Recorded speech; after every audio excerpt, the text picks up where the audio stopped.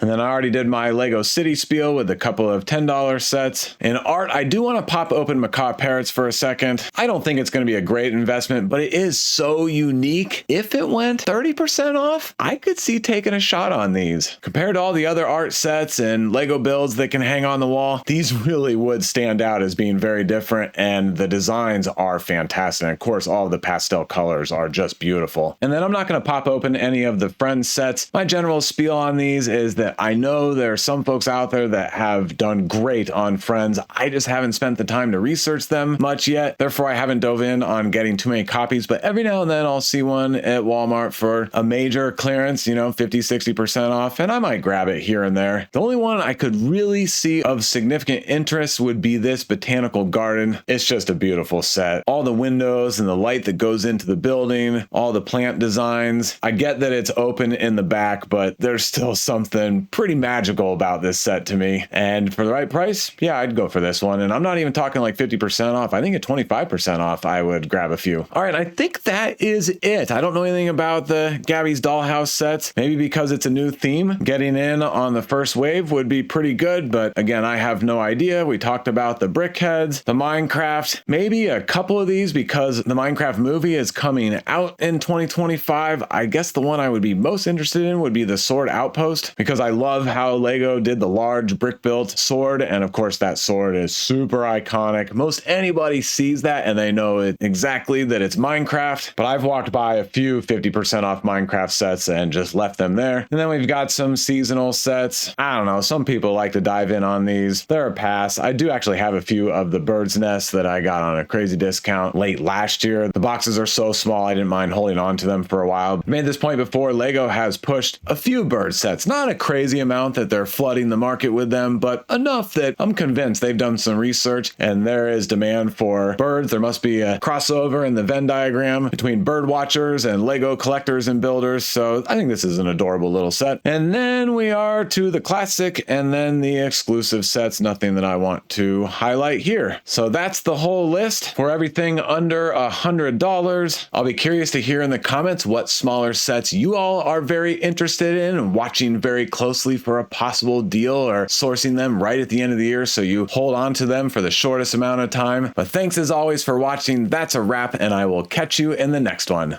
Oh, and don't forget, my videos are for entertainment purposes only. I do not provide financial advice. You got to get that from somebody else.